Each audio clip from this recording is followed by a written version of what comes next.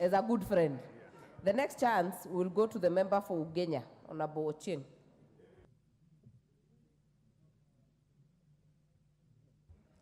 Madam Speaker, thank you so much for this opportunity. Madam Speaker, all governments over the world get defined by the things that they do during the time they've been given by the citizens to govern. Governments come to power with their own plans. And this government, Madam Speaker, has decided that this is one thing that they will rise or fall with. That they will make sure that they dignify and humanize the way Kenyans live. That they will ensure that Kenyans are able to get houses that are habitable, houses that dignify them, regardless of how much they earn in their place of work, Madam Speaker. And that's why, Madam Speaker, I want to support this bill, Madam Speaker, because affordable housing is a real issue in this country, Madam Speaker. If you go around the country, it's just not in the slums. It's all over the country. The houses people live in, Madam Speaker, you go to some places in Nyanza, some places in the coast, they are not fit for human habitation. And that's why you are saying, Madam Speaker, that government is required by law to ensure that the housing system that's in the country supports dignified lives under Article 25 of the Constitution, Madam Speaker. Madam Speaker, number two, the reason this housing program is very important is to help stimulate the construction industry in this country, Madam Speaker. We need to ensure that the housing industry is able to support jobs. And before I go far, Madam Speaker, I want to tell my friend, Honorable Mbui, that we are not looking at Mijengo jobs.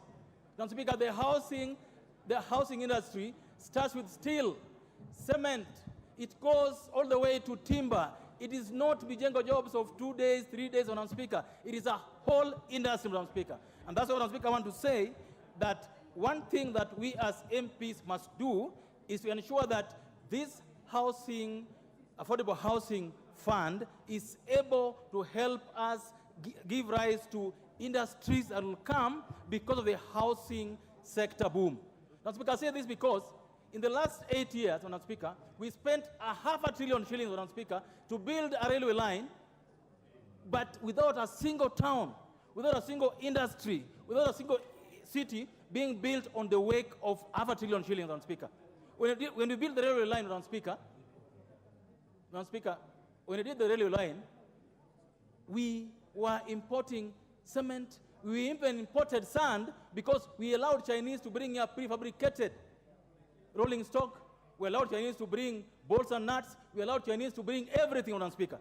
And so I want to request those who will be in charge of implementing this housing fund that, first of all, we must ensure that the procurement is done right. Madam Speaker, personally, I've had an issue with the way we've gone implementing this housing scheme so far, because we want to have your Kali sector benefit from this housing scheme. We want to have our own industries benefit from this scheme, Madam Speaker. And we cannot go to launch a housing scheme in Homa Bay, and we have not prepared the Juakali sector there to prepare the hinges, the doors, the windows, Madam Speaker. You cannot go launching them in Mombasa, and you've not prepared the Juakali there to. Madam Speaker, I support this bill, but I believe that sequencing is going to be key to ensure that the gains that you're going to make in the housing boom goes to the common management, Madam Speaker. Number two, Madam Speaker, the biggest issue today in the country is, do we have a framework for equitable distribution and allocation of these houses, Madam Speaker? And I want to plead with the majority leader because this is important to me. The question that's being talked about by Honorable Ndai and Honorable Mbui, we should provide solutions. If you believe that this bill currently does not provide for a way of getting Mamamboga and what about getting houses, let's write it in the law. Let's put a quota for them. And I'm going to convince the majority leader that we must have a quota under Part 4. Let's have a quota for those kind of people, Madam Speaker. Honorable Ichunga, I hope Honorable Ochieng, Honorable Ndai has a point of order. What is out of order? Actually, I didn't intend to interrupt my good friend and neighbor, Honorable Ochieng, but I really want to understand whether he's in order for him to direct his address to us, I and Honorable Robert Mbui, and to demand that we provide solutions to the affordable housing crisis. Honorable Speaker, is that conceivable? Is that really conceivable? Honorable Speaker, can Honorable Ochieng. rule him out of order? Honorable Ochieng, did you address the Madam honorable Speaker, member for Ugenya, for Uguja? Madam Speaker, that is what a responsible position does. It doesn't just oppose for the sake. A position that is responsible provides solutions. We don't just say this is wrong. You tell us how to do it right. And in this bill, I believe that instead of saying that there's no place for Mamboga and Boda, tell us how to improve it. And I'm going to talk to the majority here, Madam Speaker, that we provide under Part 4 quotas. We must have the quotas for those Bodas. You must have the quotas for the Mambogas. You must have a provision that says that if 100 houses are built in a place, 40 of them will go to Mamboga or Bodas. We must have that in the law. That's the way to go. You don't just say it's wrong and you keep quiet. You say it's wrong and provide solutions on how this can be done. Now, Speaker, all over the world, we've talked about Singapore, we've talked about Taiwan and Malaysia. These countries grew on the back of housing booms.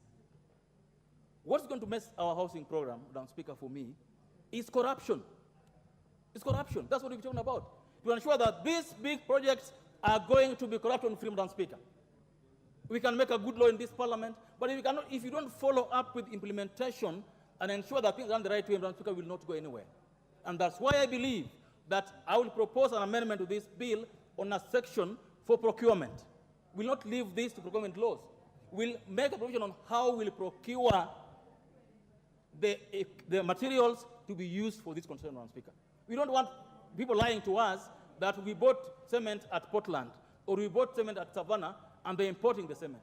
We will ensure that timber being used is bought locally. We'll ensure that everything being used in these programs are locally sourced. For me, Madam Speaker, those are things that I expect my colleagues to talk about. How do we ensure that this becomes one of the systems, one of the programs that are able to make sure that we get money through Buy Kenya, Build Kenya? Madam Speaker, I will not keep quiet. If we are going to be launching houses and we are importing cement, I will not keep quiet if we are going to be launching houses and we're importing timber. I will not keep quiet if we're going to be launching houses and we're importing steel. All of this must be sourced locally for what the President has promised to come to fruition.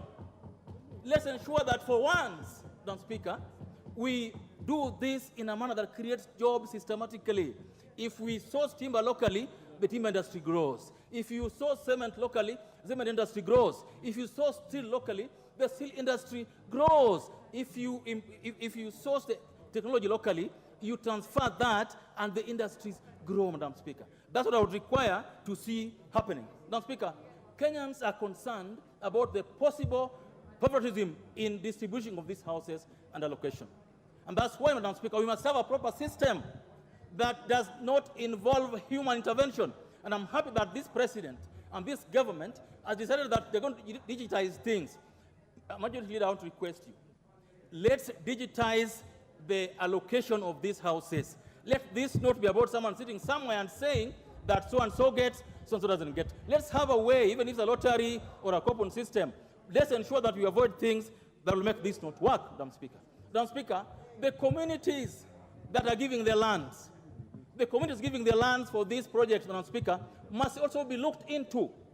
If you are building houses in Ugenya, you must tell us that out of these 100 houses, at least you put aside 20 for people from Ugenya. If you are building houses in Mathare, you must ensure that we are providing 50% of these houses for Mathare people, Madam Speaker. This is a serious project for the President. It must succeed. I don't succeed if there's discipline.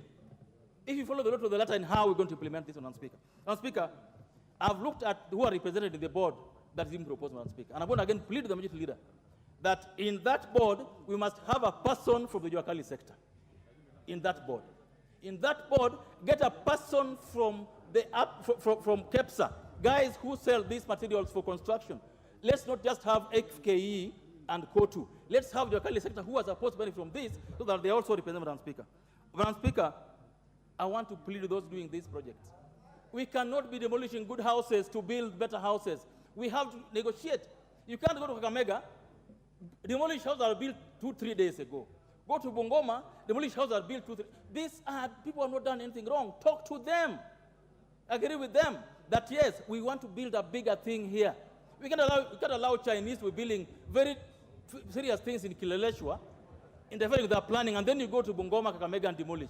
Let's do this in a humane manner let's make this work for Kenyans, Mr. Speaker. Madam Speaker, where Kenyans have concerns, let's address them, Madam Speaker. Madam Speaker, I want to finish by saying this, that